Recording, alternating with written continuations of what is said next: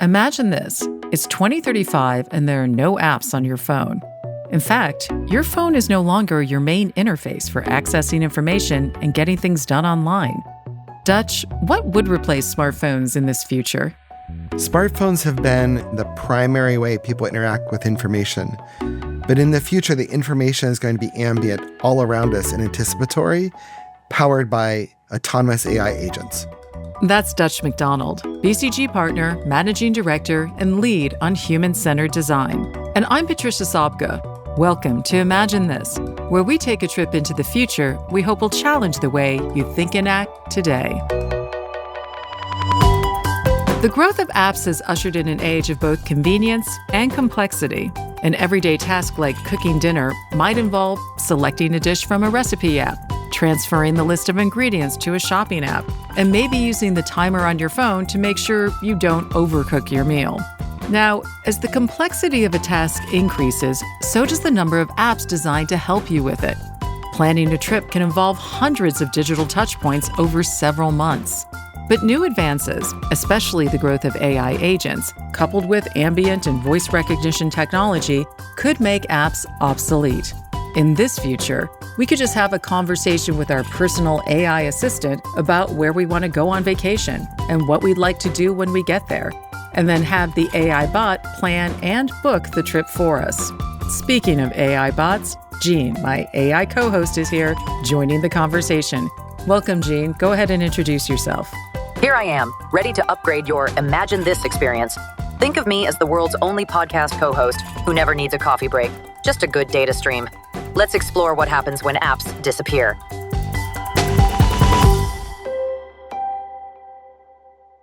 Okay, Dutch, let's jump right into it. What does a world without apps look like in 2035?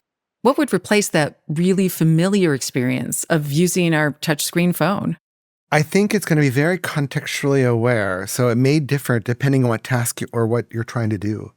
So, for example, you mentioned travel and the work that happens. The idea that I might have a smartphone and have 4 or 5 or 6 or 7 apps that I'm interfacing with to plan my trip will just be obsolete. In that instance, we're really looking at the autonomous agent. They understand and learn what my goals are, my preferences are, and are able to do that work for me. So that agent goes out and kind of, if you will, visits the sites, gets that information, and presents me with options for my selection of how I want to spend my week or whatever. So it's really very much having a conversation with a very intelligent, able, capable assistant who's out there doing the work for you. So I think that's one scenario that I think is very much on the horizon. It might not even be 2035. I think that's 2027, 2026 even. I think there are other scenarios too that are super interesting. So if I think about more of like the environment, my office or my home, that same sort of idea of those agents can live in that world as well. So through sensor technology, already you can come home, your lights can turn on, you can unlock your door, you can do all those things. But even beyond that, sort of anticipating like, what are my needs? Like, okay, I know that, I get a shower every morning, so the hot water gets hot at that time and not hot at any other time. As I move through the space, anticipating what those needs might be. So I think that that's from a home perspective. And so I think it's really very much like knowing who you are and what you are and acting on your behalf to create experiences that help you do your job, help you recreate, help you accomplish your tasks for the day. Now, we know that companies are already experimenting with using autonomous agents in things like customer service applications, virtual co-pilots that can help you return an item to the store, for example. What are we learning from these experiences, and how are those being extrapolated onto the future that you're describing? I love the term experiment. A lot of what's happening right now are experiments. They are very discrete tasks.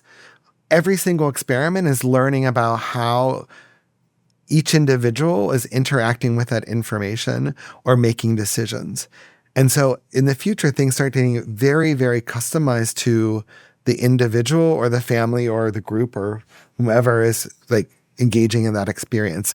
So, when you talk about these autonomous AI agents that can help you in your house or can help you when you're out shopping, is this like one sort of personal assistant that's with you constantly? Or is this really a bunch of AI agents? Or does it all sort of blend into one familiar agent? How does that work exactly? It is all those things. When we think about building agentic systems, we're taking a series of agents like a marketing agent or a sales agent, a product agent, a task agent, and kind of weaving them together, training them on their specific things to then interact. In the future, it might be interacting with your personal agent. You might have several agents in the future. You might have your work agent that's helping you get your tasks done and your agent that's helping you prepare your dinner or whatever. But I think that the common thread is they start to understand and learn and react to how you are reacting or how you're interacting. So, Jean has a question to ask about this. Go ahead, Jean. Dutch, you paint agentic AI as a supremely helpful aid, seamlessly anticipating my needs, from vacation plans to hot showers. But if agents handle it all, don't we risk users forgetting how the underlying world works? Does intelligent help mean ceding critical judgment?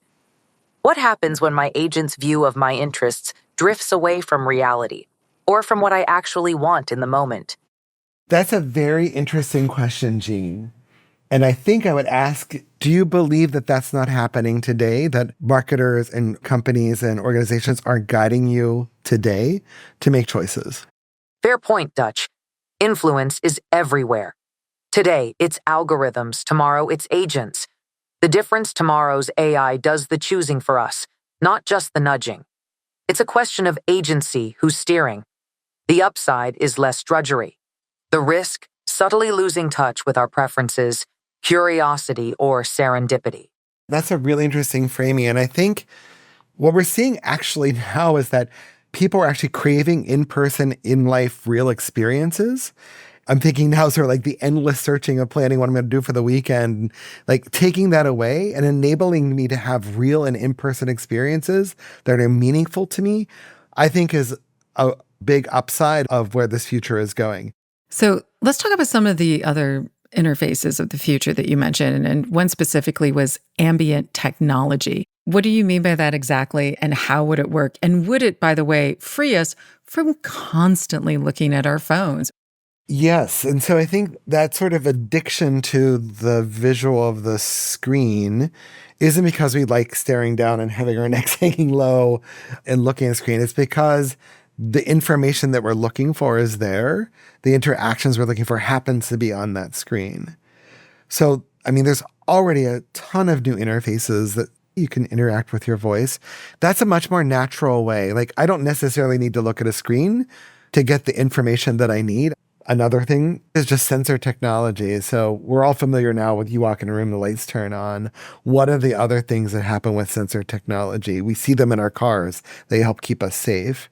So when you sort of start to combine those, it becomes that the physical space becomes the whole interface. So I'm no longer looking at a screen. The information is where I need it and when I need it. So describe the experience for me of interacting with ambient tech. Let's say I've had a terrible day. I had a stressful day at work. Traffic was horrible coming home. Everybody cut me off in traffic. It rained, it hailed, and I have finally arrived at home. What is my experience now with my ambient tech? So it rained and you're cold and hungry. So first off, for example, when the house would know that you're on your way home, so it'll heat the home or cool the home to the temperature that you want. That actually has a lot of energy saving, so it's there when you need it. And it goes away when you're not. I would hope, since it's been a rough day, that the bath has already been drawn to the right temperature. So I can go get a nice relaxing bath. When I come down to cook my meal, the kitchen is guiding me to all the ingredients that I need. My recipe is available and I can just start to cook and then sit down and enjoy my meal. There's a lot of things that are happening before you get home. So your kitchen's always well stocked and ready to go.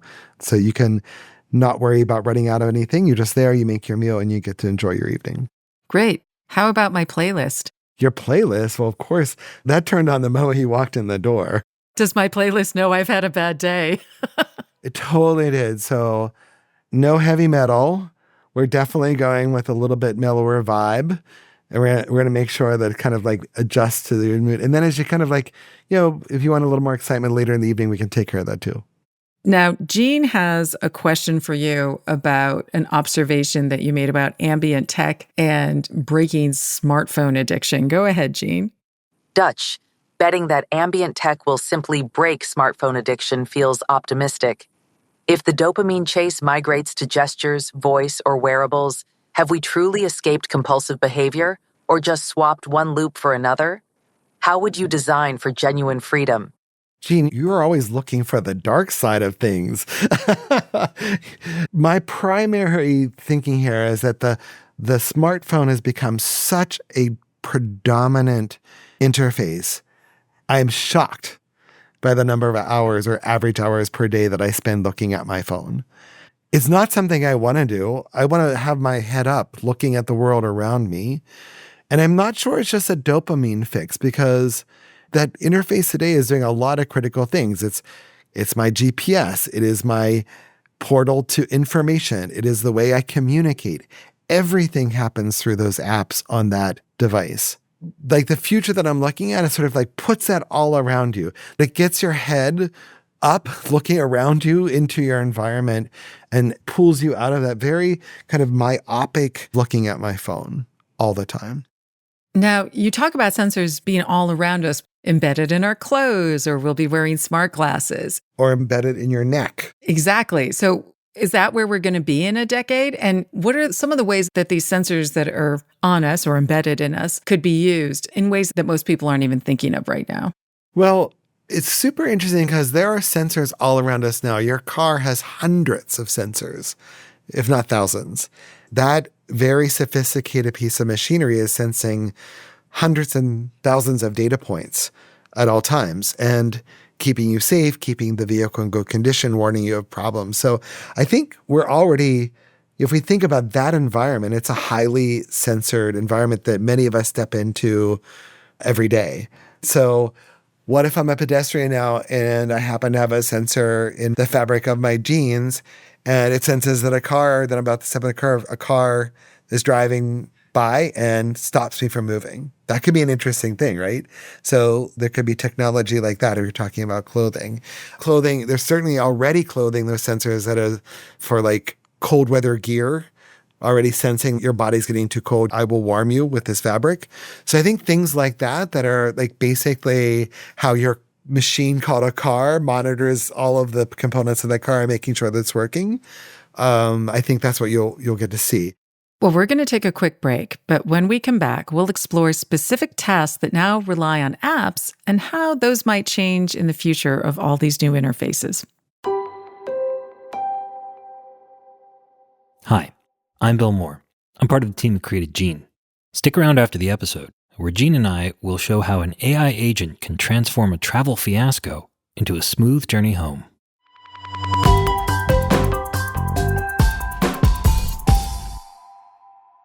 Welcome back to Imagine This. I'm Patricia Sobka. Let's return to our conversation with BCG's Dutch MacDonald.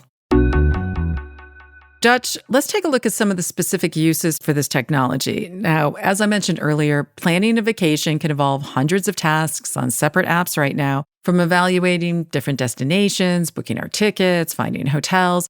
We've all been through this app gauntlet. So how could this change specifically in future with all of this ambient tech and AI agents? I'll give you a real world example very simply. I was in a foreign city. I wanted to go to dinner. I knew nothing about the place I was in. I used one of the available agents, asked them to recommend 3 restaurants with this kind of ambiance that had a reservation available for one person at this time. And 10 minutes later, it came back with reviews, recommendations, and 3 buttons to press depending which one I wanted to book my reservation at.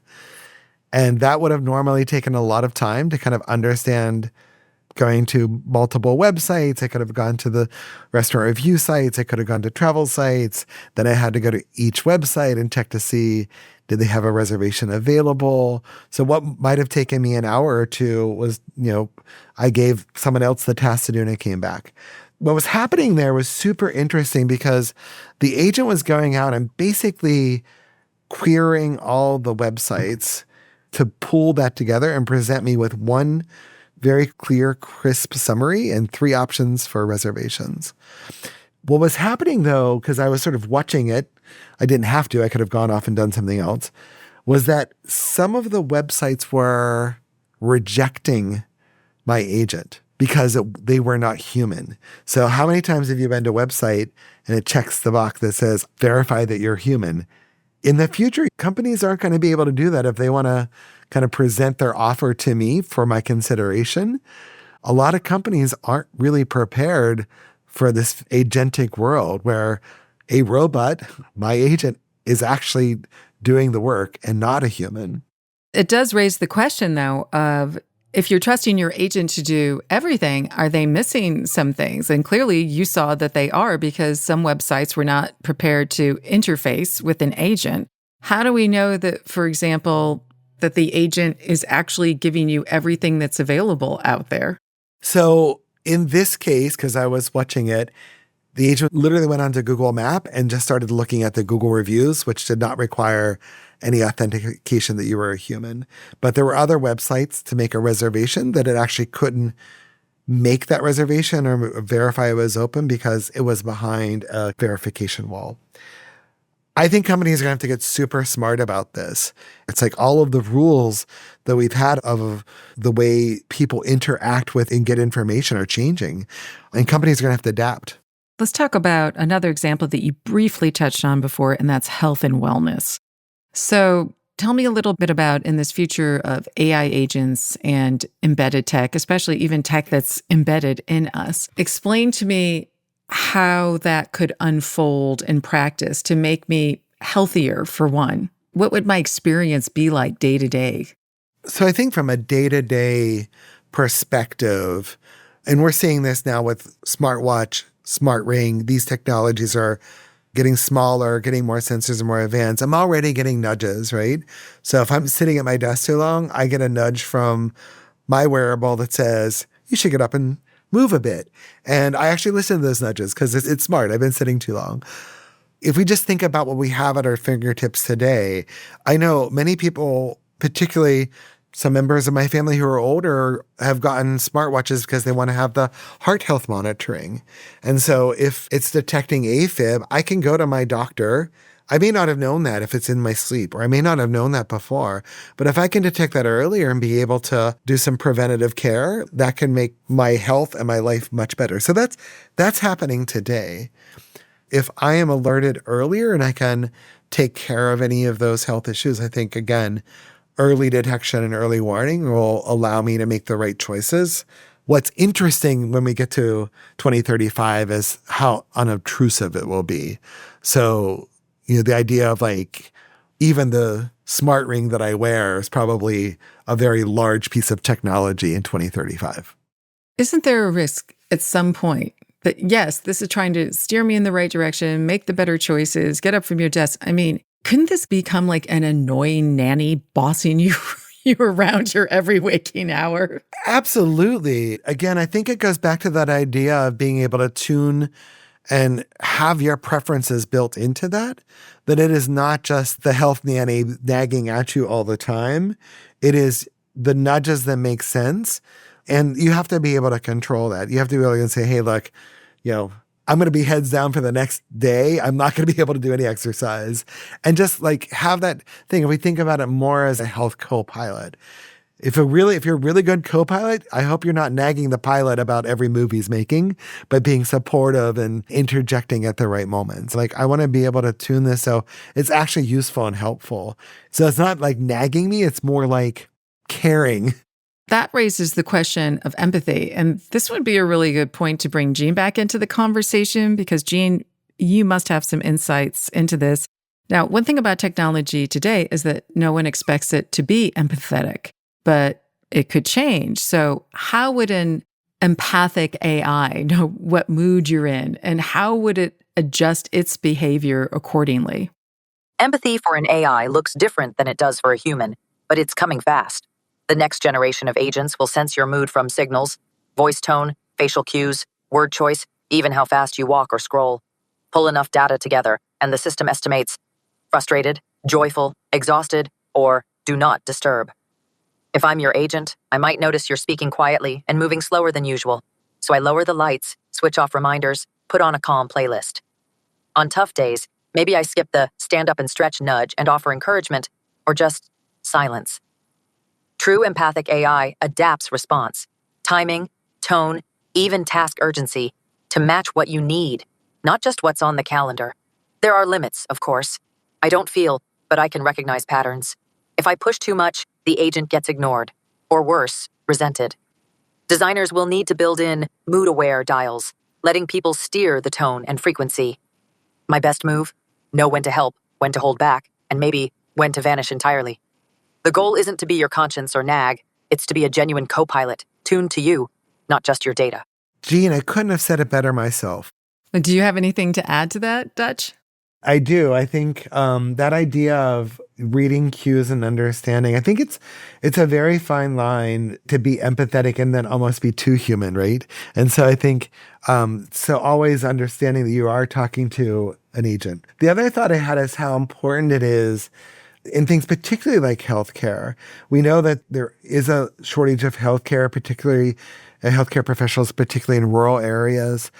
Can we think about the ability to have an empathetic AI that is able to communicate with people that maybe don't have direct access to a healthcare professional, and being able to understand, am I anxious? Am I worried? Am I scared? And being able to respond in an appropriate way is super important. Could we get to a point where the AI agent understands you better than, say, your partner? Or do we program our AI agent to tell our partner, you've got it totally wrong? This is what's up with your partner right now. How would that work within the human dynamic? Wait, so my agent talking to my wife's agent? Yeah. Tell Like, boy, did he read that wrong? That kind of thing. Yeah, it's interesting. Certainly there's a lot of already thinking and discussion around the line between when the AI becomes realer than reality for some people.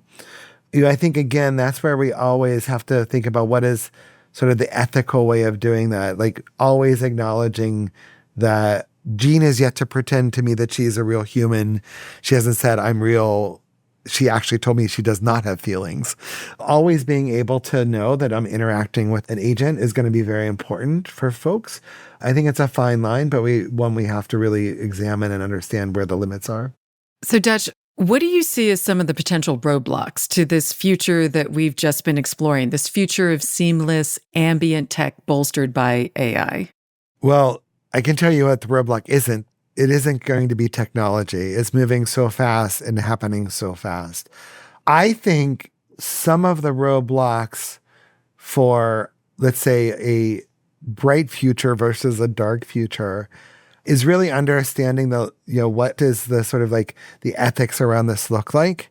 How do societies collectively agree what is appropriate and what is inappropriate, and how do we sort of set up this world in a way that it actually is helpful for people? It is a question of the world that we want, and how do we use this technology for good? If we look historically, for the most part, for the most part, technology has bettered the human condition. There are notable examples where it has in acts of war in other places. But for the most part, technology propels us into the future and generally makes our lives better. So I think for me, it's less about the blockers. It's more about how do we design it for the world that we want versus the world that could just happen if we don't. So, Jean, what are 3 things that business leaders should do now to prepare for the app-free future, a responsible app-free future? Here's the triage for business leaders eyeing an appless future. First, start building AI agent capability. Now, don't just wrap a chatbot around your services. Reimagine your business as a network of agents that can tackle entire user missions end to end. This means orchestrating tasks across your organization and beyond. Ask how can your company's intelligence act on the user's true goals, not just deliver features. Second, prioritize data ethics and user trust. designed for data minimization, explicit consent, and transparency. Make it dead simple for people to see, control, and revoke the information your agents use. If users don't trust the system, they won't engage. Full stop. Third, invest in adaptive ambient tech readiness. Your services must work across surfaces, voices, wearables. Anything screen-free shouldn't mean service-free. Test today. Can someone accomplish a complex goal with no app, just a spoken intent or gesture? And as a bonus, prepare to rethink your brand. In a world of agent-mediated decisions, your front door isn't a homepage or an app icon. It's your agent's reputation as a trusted ally. This shift isn't incremental. It'll catch laggards flat-footed. Get curious now. Excellent points, Gene. I really appreciate that. There is one point I wanted to make, and I thought about it as you were speaking, Gene. We said screenless and appless. I've used it with a hyphen, screen-less, app-less. I don't think screens will disappear. I don't think apps will 100% disappear, but they will be less. There'll be less apps, less screens, and more of these other technologies. I think one thing to do right now is to be thinking about AI agents are here. They're not going away. How are they interacting with my current digital properties? Can they access the information? Am I part of the conversation? Can I interact with that agent in a way that allows my product or service to be part of the selection mix? I would be doing that right now. That's Dutch MacDonald, partner and managing director of BCGX. Stick around. Our AI handler, Bill Moore, will work with Gene to come up with an app-free way to navigate your way home when your flight's been canceled.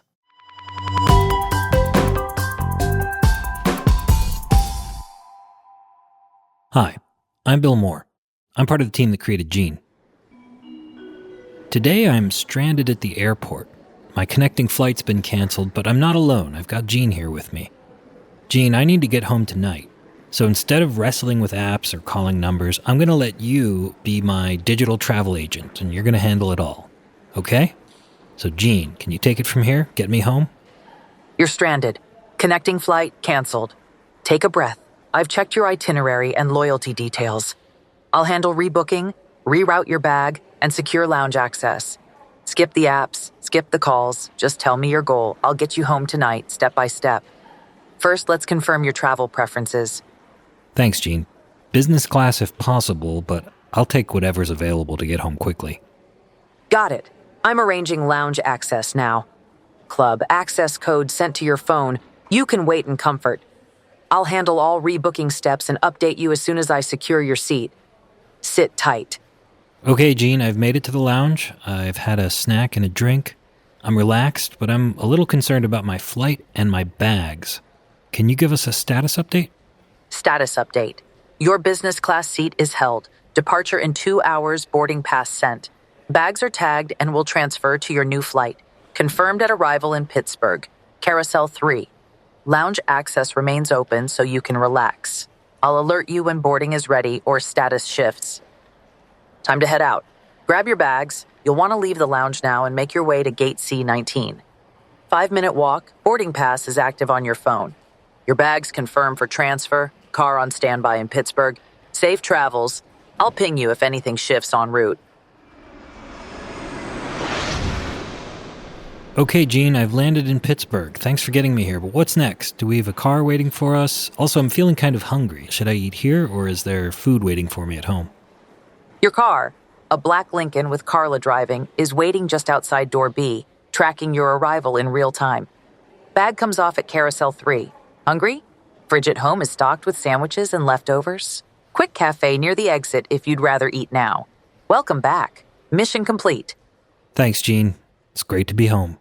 This is Bill Moore signing off.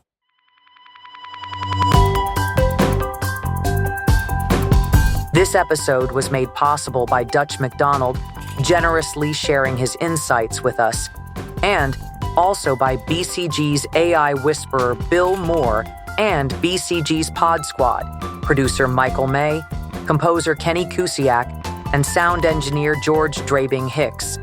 Please subscribe and leave a rating wherever you found us. Bye.